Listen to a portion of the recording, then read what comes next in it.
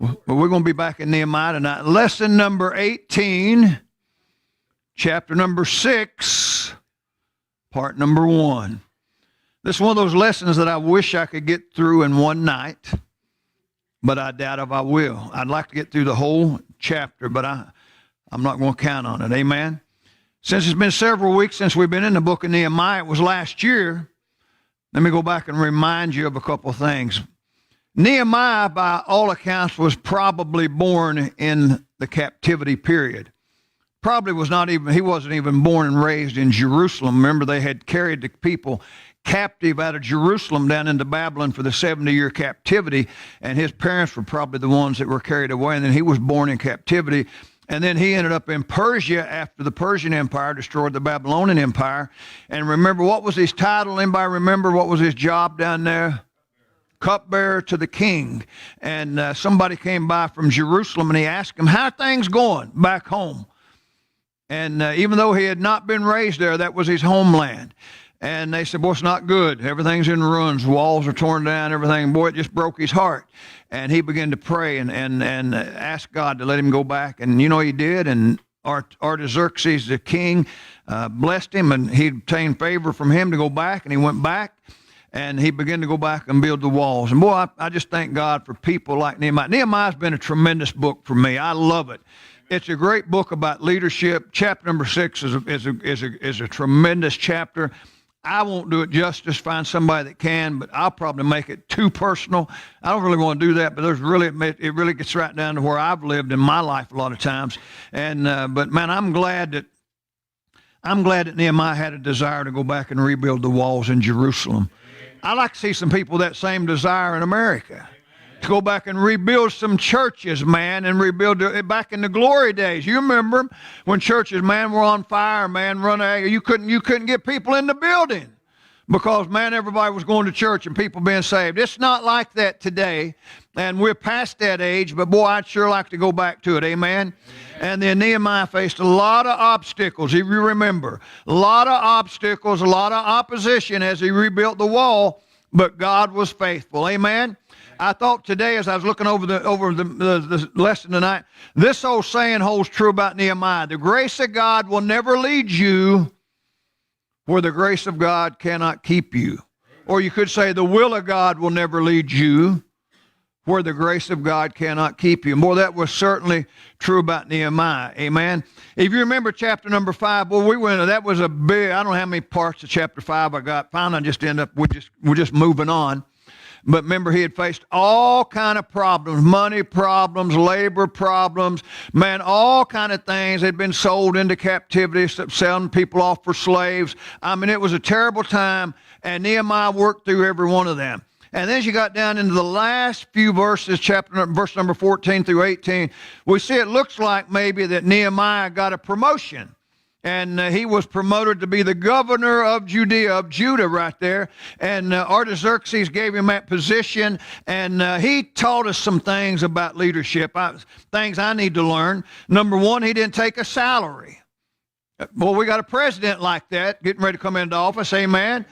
He didn't get into the real estate business. Go back and read those verses. He didn't take advantage of all the land and all the opportunity. He wasn't a carpetbagger. And then he didn't take the food that was allotted to him as the governor.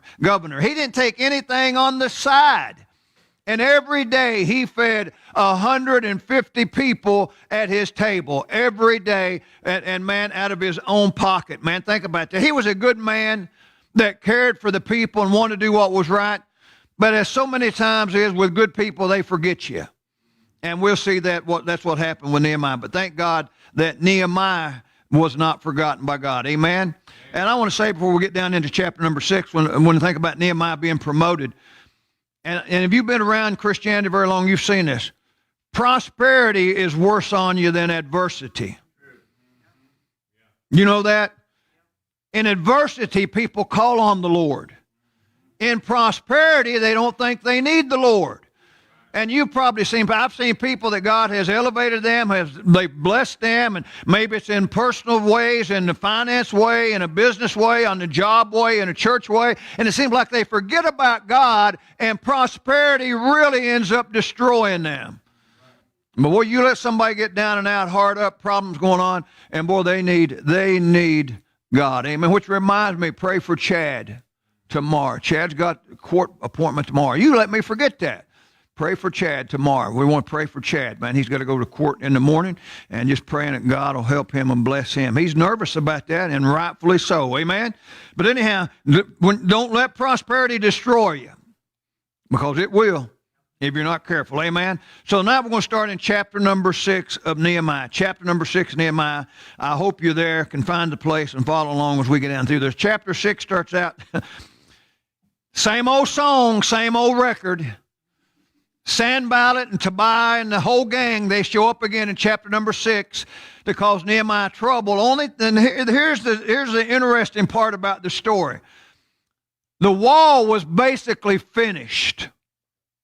Remember, the wall was about 2.5 miles around Jerusalem, about 30 some, almost 40 foot high, 8 to 9 foot thick.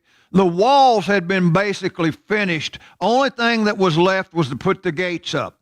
We said, well, that wasn't too bad. Yeah, there were only 10 of them, and they were big gates, so they had that. But you'd think, boy, at that point in time, you'd think, boy, the enemy would let you go. No, he's still aggravating Nehemiah and the people, and that's just the way the devil is. Amen. Once again, trying to intimidate, trying to stop, trying to stifle the work of God. Amen. And let that be it's a lesson to me. Ought to be a lesson to you. Anything you're doing for the Lord, you're going to find opposition and obstacles somewhere along the way. Now you say, well, I'm not having any problems or any obstacles. Then you're probably not doing anything for the Lord. Amen. He's already got you. And if you're not doing anything, you say, I don't like problems. Nobody likes problems. I don't like troubles. That's not something I don't get up in the morning and say, God, send me a problem. But you know what? They seem to come. They seem to find you. And you got to realize that when you're serving the Lord, and really in anything you're doing, when you're doing what's right, the devil's going to try to do something to mess that up. Amen? And he's always out there to attack you. Amen? You say, well, the wall's almost finished. Wouldn't he stop? I've seen people right at the point of death doubting their salvation. You ever seen that? I have.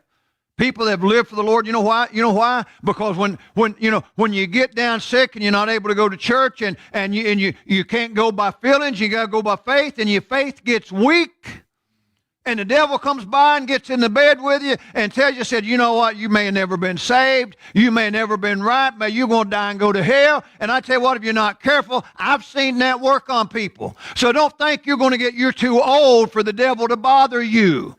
If you're here and you're drawing breath, the devil's going to bother you. Amen? And I've said this so many times. I think people think we're on a cruise ship.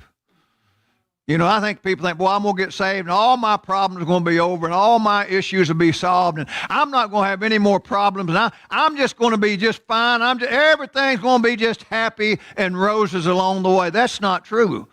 That's a misnomer. That's a misconception that a lot of unsaved people have. And it's really a problem that young converts have once they get saved and then they run into opposition. They don't understand that. Nobody tells them. You can't get them in church enough to tell them that. And then when they hit opposition and the devil attacks them, they just throw their hands up and they want to quit. Man, listen, you're not on a cruise ship. You're on a battleship. Amen? You're not on the playground. You're on a battleground. Remember the old play? I think in my mind, I'm going back to my grade school days. What was that thing called? You hopped on and went around and around, merry-go-round. Remember that? And you get on there and you get the girls on there, and then you'd get it going fast you can, try to sling them off. I mean, it was terrible. You don't want to throw up, puke, and everything else. Man, just hold on, come off of there, and you couldn't stand up. Serving the Lord can be a lot like that. Amen? It's a battle. Amen? Sonny Jurgensen. Anybody remember Sonny Jurgensen? You do? Up in your neck of the woods. Sonny Jurgensen was a great quarterback for the NFL. And in fact, he was playing for the Washington Redskins, who, by the way, at one time weren't doing very good. And Sonny Jurgensen was getting a lot of flack from that, and said, and after several losses, a reporter came in and asked Sonny, said, how are you handling this? How are you doing with everything people are saying about you?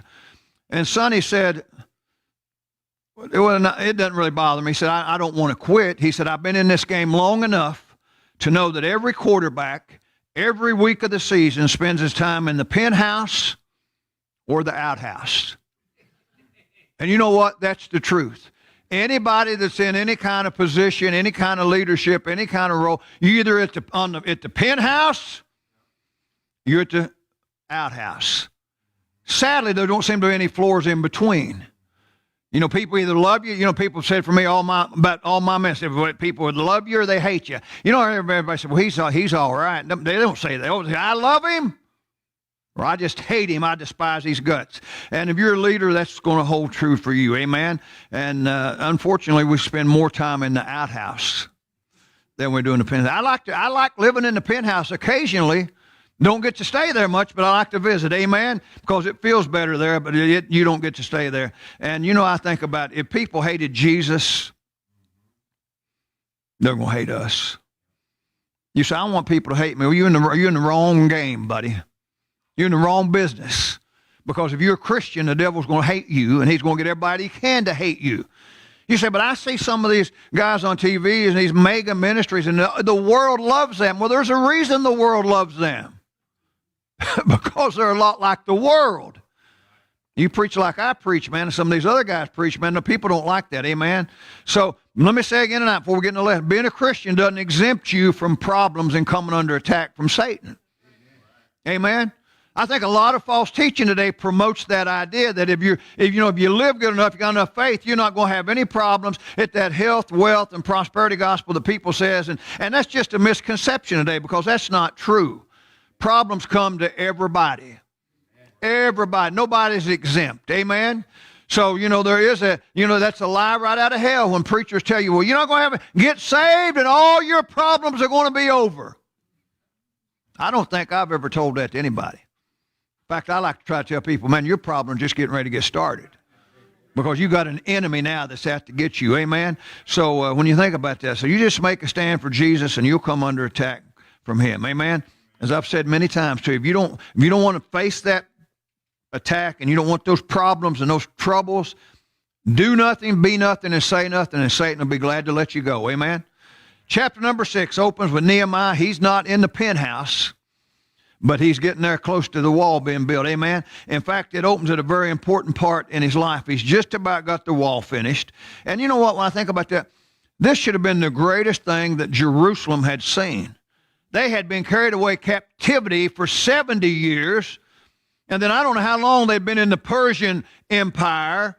And then nothing had been going on. Jerusalem had laid in ruins and laid waste, and it was rubble. And everything had been burned down and destroyed. And now they were building back, and the walls were being built back. And you'd think everybody would be happy about it. Doesn't go that way. Doesn't go that way. Now that the wall's being built, the excitement should be there, but it's not because Satan doesn't want anybody to get excited about Jesus. You get excited about excitement about Jesus is contagious. I tell you, negativity is contagious, but excitement is contagious. And Satan doesn't want you to be excited about Jesus because if you are, you might rub it on somebody else and they might want a little bit of that Jesus. Amen? So he does all he can to keep you depressed and discouraged and down and out. You know, you're like Eeyore on what's his name? Winnie the Pooh. Eeyore, remember Eeyore on Winnie the Pooh, just all the time, just down and out, just barely making it. And that's the way a lot of Christians are. Man, hey, listen. They tell you this in education. I don't know if they've ever told you on your job. I'm going to tell you in church, fake it till you make it. Right. Amen? There ain't no use coming to church with your face long as a Missouri mule, long as a $9 clothesline, just dragging and going, oh, I hate this. That doesn't do anybody any good. Amen. Man, I liked it tonight. People were right back there. I thought we had an old pot-belly stove back there in the middle of the floor. Everybody was gathered right there in the middle of the floor, right back there inside the door talking. I thought, man, this is great. People just having a good time. They'll just talk and laugh. That's the way it ought to be, amen? But right before the wall was finished, the attack came. Let's look at verse number 1 and 2. Point number 1. Here's point number 1. The enemy's request. Verse number 1. Now it came to pass when Sanballat and Tobiah and Geshem the Arabian and the rest of our enemies heard that I had builded the wall and that there was no breach left therein, though at that time I had not set up the doors upon the gates. Verse number 2, that Sanballat and Geshem sent unto me, saying, Come, let us meet together in some one of the villages in the plain of Ono, but they thought to do me mischief. Wow. If you can remember, you probably have to go back. I don't know, maybe me saying it might jog your memory. Obstacle after obstacle after, he hit opposition after opposition. It seems like every chapter something was going on. And here it is in chapter number 6 that he's still facing these attacks. Let me just remind you, man, the enemy never gives up. Amen. He'll battle you till you die or till Jesus comes back in the rapture. That's just the way it is. Amen. And, people say, well, I've heard people say, well, I'll never fall. I'll never mess up. Pride goeth before destruction. Pride cometh before fall. 1 Corinthians 10:12 says, Wherefore let him that think he standeth take heed, lest he fall. I've seen a lot of people fall that they said they would never fall. And you need to be careful. Don't let that spiritual pride get in your way. Remember David. David had never fallen. David was riding, he was riding on the clouds of glory. He had never known defeat in battle. He had never known defeat politically. He had no problems. Everything was going good. He had faced the giant of Goliath and had beaten him. He had faced Saul and had beaten King Saul, and everything was going good until he faced Bathsheba. And Bathsheba beat him. His own lust beat him. And then discouragement and depression set in. And you know what? We need to be careful. We need to be careful about that. Remember Jonah fell into self-pity. Remember that? After the greatest revival in the history of the world, and he's mad about it. He's upset that God would save the heathen people. And he's sitting over here pouting around and mad that God has given mercy and grace to them. And he got into this self-pity attitude after the greatest victory you could ever read about. Elijah, after he came off Mount Carmel and just defeated all the false prophets of Baal and Jezebel, man, and man had just busted them, man, and man, fire came down from God out of heaven and licked up the sacrifice in the water, and man, what a blessing that was, and the rains came, and the next day he was running for his life. Discouragement set in. Let me just say something to you. Some of the most discouraging times you'll ever face, some of the most discouraging attacks you'll ever face is right at the end of a victory. Amen. You know when some of the most discouraging times are for me? On Monday morning. You can have a great church service. You can come to church. Man, you feel good and just everything's going good. And by Monday morning, you wake up and old devil's right there knocking on your door, trying to get you in a depressed mood. That's just the way it is. And as we read throughout chapter number 6 down through these verses, through verse 2, we're going to see the attacks that Sanballat and Tobiah and these guys put on Nehemiah again. So let's look at this first. The first attack was a personal attack. It was a personal attack in verse number 1 and 2. Sanballat and them came with this request. It was a request for a personal meeting with Nehemiah in Ono. They said, it was in a village up there, one of the plains in Ono. They said it was a beautiful place up there. And they said, hey, Nehemiah, we've had some problems and we've had some difficulties and we've not always agreed. I'm just ad-libbing this, putting in there. And, things not always been in our best interest. Why don't you just come on, let's go up there and just take a break. You've worked hard. Man, you're tired, you're worn out, need to take a break. Come down off that wall and let's just go up there into the valley, into the plains. It's beautiful up there, and let's just go up there and take a few days and just chit-chat. Well, sounds good. You said, that doesn't sound bad to me. No, it doesn't sound bad. Only problem was Nehemiah said no. You know what he said? He said, oh no, to oh no. They said, let's go meet in oh no, and he said, oh no. He said, I am not going to do that, man. You got to realize, man, that was 20 miles north of Jerusalem where he was. That'd been a pretty good trip up there and back, and time he spent up there. And you know what he said? He said, I can't go up there. He said, I can't go up there. He said, there's still work to be done. I can't come down off the wall. So think about that. Look in point number 2, Nehemiah's response in verse number 3. And I sent messengers unto them saying, I'm doing a great work so that I cannot come down. Why should the work cease while I leave it and come down to you?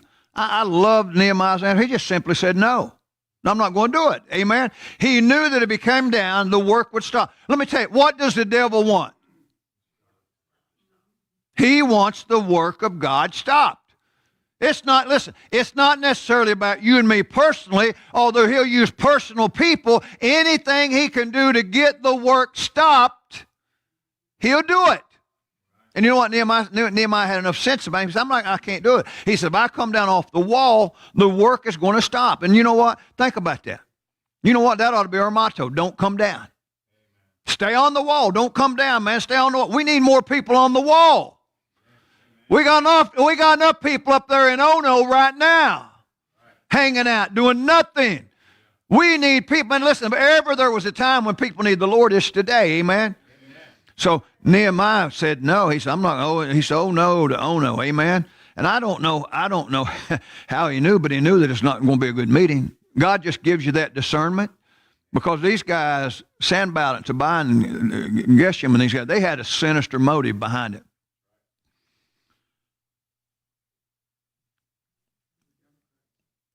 Huh? What was it? Could have been the first right there, no doubt. Be careful when people want to make up with you who might be your enemy. They may have an ulterior motive. It may not be because they just want to get back out and hang out with you. There may be another motive involved in it. And it's amazing that God gives discernment. So God gives you discernment to know, he gives you discernment to know right from wrong, but he also gives you discernment to know what's between good and best. And that's where we have the trouble. Sometimes with Christians, not necessarily knowing good from wrong, right from wrong. We know that basically, but it's discerning the good from the best. People say, well, it's a good thing. Yeah, but is it the best thing? It's a good thing. But is it the best thing? And that's where we have to have discernment, amen? And sometimes choosing like that can make trouble. So Nehemiah had something that many leaders had. Let me say it in my tongue tie. Nehemiah had something that many leaders failed to have. He had the ability to say no. You know how many leaders can't say no? I've seen it myself. You know what he said? They said, hey, come, let's go hang out. And he said, no. No. If you can't say no, people will take advantage of you. If you can't learn to say no, people will run you ragged. If you can't learn to say no, you'll be doing a lot of maybe good things, but you may not be doing the best things, because people will take advantage of that. Amen. They just run you to death. Amen. And there's a difference. Nehemiah, there's a difference in being a servant and being a puppet. And sometimes I think, sometimes people think, well, you're going to be a puppet. No, that's not the way. That's not the way ministry works. That's not the way leadership works. That's not the way the job works. You can be a servant, but just don't let people make a puppet out of you, amen. And a mature Christian can say no. I can say no. Some of you, I'd say no. You don't believe? Come and try me. I'm good at no. That's my kids. That's my wife. That's the two-letter word that I know really well. First words out of my mouth, no. And then I think about it, and then maybe you can convince me, amen. But that's what he had the ability to say no. Then point number 3, look at verse number 4. Point number 3, the enemy kept right on requesting. Look at verse number 4. Yet they sent unto me 4 times after this sort. 4 times. Once wasn't enough. You'd think one time them I said, no, I'm not going to do it. Sanballat said, let's just keep asking him. And 4 times they kept sending the request to him, hey, come down, and let's go to Ona. And he said, no. You know what? We've seen that in the story of Nehemiah all since chapter 1, the persistence of the enemy. The enemy doesn't give up. He's relentless. You say, well, I beat him today. Well, man, give yourself a big hand. But he'll be back tomorrow or the next day or the day after. He ain't going to be gone long. You say, people say, I had a great victory over the devil today. Well, man, listen, don't get too excited about it, because you want to have another one soon. And you got to learn to keep saying no. The enemy of your soul never gives up. And when you think, about the time you think you beat him, what do you find out? I don't know if you've ever found this out. I found this out many times. That old flesh suit still fits me. Amen? You think you beat him, you say, well, I think I'm beyond that. Yeah. Yeah, just give yourself a few days. Let somebody pull out in traffic on you. If somebody give them the IQ, you know, and just, man, flip you off. It'll get under your skin. It gets under my skin. And by the time you think, well, you know, that stuff doesn't bother me anymore, and then something just something like that can just get you. So Sanballat kept sending invitation after invitation after invitation, and I guess he thought Nehemiah was going to change his mind. Nehemiah showed us a lot of character right there. He was persistent. He didn't change. He stayed right on the wall. He kept right on working. And every time they said, hey, come on down, big boy, got you a good meal fix, got you a good resort up there, go up there and get away from this for a while and visit with us. Nehemiah said, no, I ain't going to do it. Ain't going to do it. What an example for us today. Amen. Point number 4, look in verse number 4.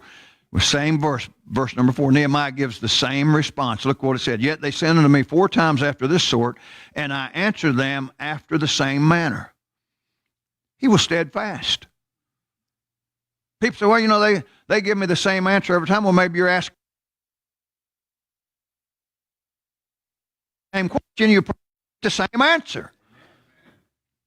Sanballat kept asking the same question, and Nehemiah kept giving him the same answer, and the same answer was no. Just say no. Amen? And I got to tell you something. Your response ought to always be no. Have enough sense, have enough discernment to know that there's some things that the devil's trying to get you caught up in. Amen. It's not for your good, it's to hurt you. It's to hinder you, it's to hinder the work of God. You know, here's an example. I don't know if it's a good example, it just popped into my mind. I'm going to say it. It's not a good one, but you take it for what it's worth. Somebody said, preacher, let's go down to the bar tonight and visit so-and-so. You say, that's a good thing, man. That's a good thing to do. Well, no, it's not a good thing to do. You go get them out of the bar and bring them up here, take them to your house, and then we go visit them. It would be really bad for somebody to see the pastor of the church coming out of the bar at 12, 1 o'clock at night, because there's no way I could say, hey, I'm just in there visiting somebody. And they're going to go, sure you are. So that wouldn't be a good thing. Sometimes people ask you to do things. You just got to say, no, I'm not going to do that. You know, you got to be careful about, men have to be careful about doing stuff with ladies, hanging out with ladies, and being one-on-one. Man, I'm like a long-tailed tomcat. I don't like to be caught one-on-one with a woman. You say, do you not trust him? Not trust him? I don't trust other people that see you, and then all they want to say, I saw the preacher the other day. Guess what are you doing? Guess who he's hanging out with? And next thing you know, you're in trouble because you visited Ono. Amen? So what did Sanballat do? He changed his approach.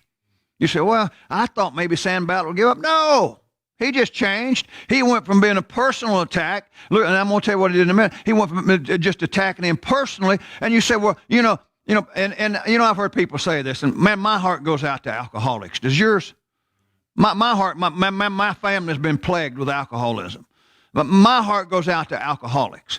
But I've heard so many people that's been saved say, well, they'll just throw the bottle down. They'll do that. Well, yeah, that's what they ought to do, but show them a little love and kindness. Man, addictions is a tough thing to break. And because alcohol's not your problem, it might be your neighbor's problem. And drugs may not be your problem, but might be the person across the road's problem. And gambling might not be your problem. It might be somebody behind you. It's their problem. And it doesn't really matter what the issue is. It's all going toward the same thing to get you in trouble. So we need to have a little patience and a little bit of long suffering. When people say, boy, I'm really battling this, man. We need to love on them and care for them and just try to encourage them, not beat them down. Amen. People struggle with sin issues. And if you don't believe that's the truth, maybe you haven't visited enough people. You say, well, Pastor, do you have them? Yeah, but I ain't going to tell you what mine are. I got enough struggle with sweet stuff. Man, I could put that at the top of my list, chocolate. If I could get delivered from the demon of chocolate, if I could get Greg Locke to come to town and deliver me from that demon of chocolate, I'd probably be better off. Man, never have to worry about gaining weight again or anything like that. Just eat it, and wouldn't it be great to get a big bite of milk chocolate in your mouth and just go, oh, that's terrible. Spit it out. Man, not me. Man, I get a big bite of milk chocolate in my mouth, but it's like $1 million candy bar in my mouth. So I understand addictions. I like food. I got people say, just push your plate back. Well, that's really easy for you to say. I'm used to pulling it in. My hand works this way, not this way. So, we got to be careful about that because people say, well, that's not my problem. Well, the devil will change the attack. He's not going to attack Carla D with the same thing he attacks Rob, the same thing he attacks me, attacks Brother Bill, Carla over here, the major. It's not going to just use the same attack on everybody because it doesn't work. But he got a whole bag of attacks. And he knows what your weakness is, amen. So what did he do? He went from a personal attack. Look in verse number 5. He went to a public attack. When the personal attack didn't work, then he went public. Look what verse number 5 said. Then sent Sanballat his servant unto me in like manner the 5th time with an open letter in his hand, wherein was written. Now this was what was written on this letter. And if you've been with me through the study of Nehemiah, none of this is true.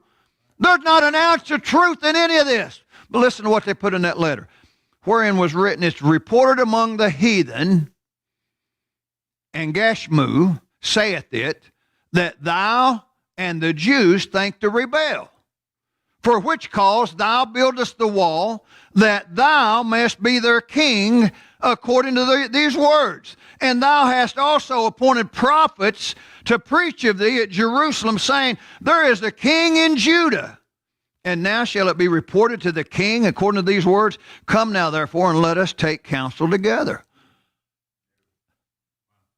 Does that sound like anything you read in the book of Nehemiah? Nehemiah was a servant. Nehemiah wasn't wanting to be the king. He already had a king down in Persia. By the way, this is so crazy that if it's not written in the Bible, you might find it hard to believe. Artaxerxes is the king who gave Nehemiah permission to go do what he was doing. But the enemy turned it around and said, we're going to send letters back down to Artaxerxes and tell him you're trying to take over. You want to be a king. You're trying to rebel against him. You've got people out there just tooting your horn that you're going to take over. Wow. That's crazy, amen? It didn't even make good sense. But you know what? It doesn't have to make good sense for it to work. That's the crazy thing about rumors and gossip. It can be crazy. And there's somebody out there to go, and their ears to get big as Dumbo. Really? Are you serious? Well, I would have never believed that. And boy, they can't wait to get to the phone and get somewhere and tell somebody else. Amen? And that's what happens. It's one thing to be attacked personally. It's another thing to be attacked publicly. And man, they were trying to smear his character and his good name in front of everybody. And I got to tell you something, and I don't want to get too personal, but after 47 years of being in the ministry, I've had my share of public attacks. And they're not fun. Amen? I'm battle scarred. You say, I don't see any mark. No, if you could see inside my brain, my mind's battle scarred. From the attacks of people that the devil's relentless with lie after lie after lie after lie. You say, but don't worry about it, preacher. Nobody believes it. Yeah, there's always somebody standing out there that believes it. Right. Amen? And we don't, say, well, I don't see any marks on your back. No, Apostle Paul had marks all over his body. Today, we're battling it mentally. It's a mental battle that Satan gets inside there. Man, you get scarred up. Amen? And we got those mental wounds that we carry around. So I've known. Have you? I hope you haven't. Rob, I'm going to say being in business, you've known that. I'm going to say you've been a master chief, you've known that. Anybody that's been in any type of position, you faced that public scrutiny. And man, I tell you what, it gets tough. Amen? You say, I haven't faced it. Well, I thank God you haven't, man. Amen. But I can tell you after 47 years, I'm telling you what, it still hurts. And I appreciate everybody that comes by and wants to love on you and soothe up. Say, oh, you're tough. You can make it. I ain't as tough as what you think. Everybody down on the inside has got a little tender spot down there that they don't want to get their feelings hurt. And public scrutiny will do that, amen? It's easy. People say, it's easy. I tell my guys, you're not the guys out there taking the criticism. You don't have to deal with the onslaught of people being upset. You don't have to worry about saying the wrong thing and people misunderstand. You don't have to worry about it. You're shielded from that. But boy, I tell you, when you run your mouth as much as I do, I've got all kind of mouths coming back at me. And so, you missaid it. You misspoke. Yeah, I probably did. And I got to just tell you, man, you just got to shake it off. You got to shake it off and go on. And that's what some people don't realize, man. Sometimes it's hard to shake off, amen? Because serving the Lord, those attacks will come. And you know what happened? They get you by surprise. I don't think Nehemiah was ready for a public attack. Man, all the attacks that he had, and then to bring hold like a letter, like a petition, or that big announcement. Hey, well, look what we've got. Look what Nehemiah's doing. Anybody that would have known Nehemiah and had worked with him on that wall should have known that's not the truth. But it still hurts. Let me tell you, so you'll know this. It's knocked a lot of people out of the game. Public attacks have knocked a lot of people out of the game. You say, well, they ought to be able to take it. Well, you probably haven't faced very many. Anybody that says that to me, I want to say you probably haven't faced very many of them. Because they can take its toll on you. And if it doesn't take its toll on me, it takes its toll on your family and on your children. I've known preachers that have been run off, preachers that have scandalous lies told on them, preachers that have been, people just turned on them viciously. And the preacher may survive, but boy, his wife doesn't, and their kids don't. I talked to somebody not long ago. In the last couple of years, I knew this preacher. I know him well. Loved him. One of the best preachers you'd ever know. And the congregation did him so wrong. And he's got grown children. You know what they still always go back to? What they did to Daddy. It hurts. Public scrutiny hurts. Amen. And so only by the grace of God you're able to move on. So Sanballat goes after me at Nehemiah publicly to lie about him, to slander him. Send an open letter, man, just saying, hey, this is what he's doing. I'd like to take time, but I don't have time to tell all the rumors. I could write a book on rumors that have been told about me. You wouldn't read it because it's depressing. But they're funny. They've told, let me see if I told one I was selling marijuana right off the parsonage back in Grantsville, right on this, had a big pile of marijuana selling it right there. Had an arsenal of guns right in the basement of the church. Women couldn't wear open-toed shoes. Women couldn't be overweight. You had to give 75% of your income. You had to turn in your W-2 forms. I mean, it's been, you don't look him in the eyes. He can hypnotize you. I mean, I've been threatened. People said, I'm going to kill you. I'm going to whip you. I'm going to beat you up. I'm going to do this. I'm going to do that. I mean, it's been one thing. You say, is that the way it goes in the ministry? That's the way it's been in my ministry. 47 years it's like that. I got a feeling if you're doing anything for the Lord, it's going to continue to be like that. And you say, why is that? To knock you off your game. To get you off the wall, amen? And then it's like somebody said, hey, you didn't come down off the wall and meet with us. I'm going to tell everybody just exactly what kind of guy you are. I've had people say that. I'm going to go to your church and stand up and tell them what kind of person you are. Okay. I don't have anything to hide. I'm an open man. If anybody, my life's an open book. I tell more stuff on me than anybody else could tell on me. And people say, I'm going to tell you, you don't have to tell it. I'll probably tell it in a sermon in a week or two if it comes out. But, man, I'm going to tell you, man, listen, just be an open book and just keep on keeping on. But I'm going to tell you, it hurts, amen? You'd think that after this time it'd be okay, but it hurts. And I can tell you, with some people, it doesn't matter. Hey, Rob, you know how it is. It doesn't matter what you do for them. They're going to be quick to believe the rumor. They'll be the first people to jump on the bandwagon. We've been here going on 5 years. I could give you a whole list if you want them. A businessman, I could read you off a list probably bigger than what we got right here of people that for some reason got upset, got mad, and hit the door. Believed lies, believed rumors, told stuff that's absolutely not true. But there's people that believe that. It's like Abraham Lincoln said. He said, you can't run down every lie that's told on you. because that's all you spend up doing, amen? So it's just a common thing to get you off your game. But, just smear the man of God, ruin his reputation, intimidate him. Maybe we'll get him out of the church. Maybe we'll get him out of town. And that's what happens. And preachers go through, about every good preacher I've ever known's gone through that. And again, I had a guy tell me a couple of years ago, said, I've been in ministry 10 or 12 years. I've never had any trouble. And I just went, man, I can't be in the ministry 10 or 12 minutes without having trouble. Amen? So, this makes me want to question their ministry ability. Amen? But Sanballat was saying, you got to come up here. You're going to come down, and we're going to have this letter, and you didn't meet with us, and you didn't come down. Now we're going to just smear you in front of everybody. You haven't read anything like that in the book of Nehemiah? And then to say you got prophets out there that's preaching and prophesying that you're going to be the next king of Judah? Wow. Can I say this to you? Mark this down. If you don't get anything else out of the lesson. Satan and his enemies knows no bounds. There is nothing that's sacred or off limits. Ask the major, and he wouldn't stand and tell you, and I wouldn't tell you some of the things that were said about him because he was my son. Wow. The enemy knows no bounds. He doesn't fight fair. He'll hit you in the bad places.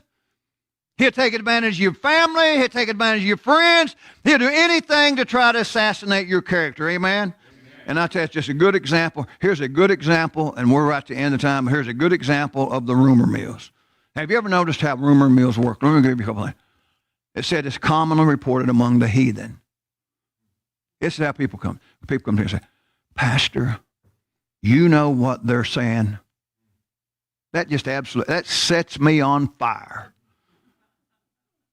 Because I know when you're telling me that, you don't have the gall or the gumption to say it was so-and-so that said it, but you want to dump that trash on me and say, you know what they're saying out there, don't you? If you're going to go tell something like, have the gumption to say, hey, it's so-and-so that said it. At least you can try to get it straightened out, amen? That's how rumors start. They don't put names to rumors. Rumors don't have to have names. Rumors don't have to have facts. Rumors don't have to be verified. You don't hear a big juicy piece of gossip, say, wait a minute, let me go get on Google and make sure that's the truth. No, you can't wait till you get down to the restaurant or out on the job, and the next thing you know, did you know what the pastor did the other day? And before long, everybody's looking at the pastor like he's the biggest crook in town, amen? And let me ask you a question. Who was reporting this who was doing that? The heathen, they didn't put a name with it. Rumors seldom have sources, and they're always exaggerated, and they're always inaccurate. But to many people, that doesn't matter, amen? They always, and you know what? They do exactly what they want. They want to intimidate you. They want to scare you. They want to get you to stop. Bill said this before. He's done this.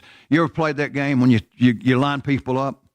Remember when you were a kid, you line people up, about 10 or 12, 15 people, and you tell somebody something at the front of the line, and they pass it, whisper it to the next person, and by the time it gets to the end of the line, you can't even understand what they told. I'll give you one better than that. Remember the old prayer lines, prayer chains? Anybody ever have those in their church, the old prayer chains? You say, what is a prayer? That's that's back for the internet and all this technology. That if somebody had a prayer request, they'd call in and put it to the first person on the prayer. If I was the first person on the prayer list, I'd take it. Then I'd have to call Rob. Then Rob would have to call Bill. And Bill would have to call Major. And Major would have to call other Bill. And Bill would have to call Dennis. And Dennis called Luke. And Luke called Lee. And before it just passed right on down through that. And by the time it got back to the front of the prayer line, you'd go, what? But one time somebody, by the time it got run through, somebody got gored by a bull. Now, here in Okeechobee, that could be on a prayer line. Back where we kind of, you didn't hear very much about that. But boy, it got all tangled around somebody being gored by a bull. That's just the way, it's just the nature of human beings. That's just the way it works. Amen. Rumors and gossip can cause pain, personal hurt, discouragement, frustration, All those things, because and you know what? People know that's exactly what it's intended to do. People say to me, Pastor, you've done it a long time. Aren't you used to that? I'd like to lie to you and say, yes, I am. I'd like to say, it doesn't bother me. But it does. It does. And you know what? Let me say this to you. And I'm going to say this, and listen, hold yourself right there for just a minute. We've got one of the most dangerous members in our church right here. And they're here tonight. And I'm going to tell you exactly, we've got one of the most, I'm going to just call their name out right here in front of the world. Everybody. We've got one of the most dangerous people sitting in our church right here tonight. You know what it is? It's the tongue. Everybody goes, whew. Fred, you want to call me out? It's the tongue. James chapter number 3, verse number 5 and 6. Listen to this. James 3, 5 and 6. Pull it up and we'll try to stop right here. James 3, verse number 5. Even so the tongue is a little member and boasteth great things. Behold, how great a matter a little fire kindleth. And the tongue is a fire, a world of iniquity. So is the tongue among our members, that it defileth the whole body and setteth on fire the course of nature, and it is set on fire of hell. Now, I'm going to tell you something you probably haven't heard me say very many times. I'm going to go ahead and tell you now. The biggest problem we're facing right here in our church, and every church, and every Christian's facing, it's not drugs. It's not alcohol. It's not smoking weed. It's not the perverted sex. It's the tongue. That's the most dangerous thing that we're facing today because, man, it's dangerous. Man, it's torn up more churches. You wouldn't even, if you're new to Christianity, you couldn't even imagine, if you could look behind you, the churches, the ministries that have absolutely been destroyed by the member of the tongue. Amen? It's dangerous. And I got to say that. I'm going to quit right here. Maybe I'm going to quit right here. God hates, I'm using that, and I'm using that just exactly like this. God, and take this to heart, God hates those who sow discord among the brethren. You say, what's that mean? That means if you're running your mouth to cause trouble between people in the church and Christian people, God hates it. You say, prove it. Thank you. Proverbs chapter number 6. Proverbs chapter number 6, verse number 16. Proverbs 6:16. These 6 things doth the Lord what? Hate. Yea, 7 are an abomination to him. A proud look, a lying tongue, and hands that shed innocent blood. Man, we can preach a sermon right there. And heart that deviseth wicked imaginations, feet that be swift and run into mischief, a false witness that speaketh lies, and he that soweth discord among the brethren. Wow. Buckle it up, button it up, roll it in, and keep it to yourself. If it's not going to edify somebody,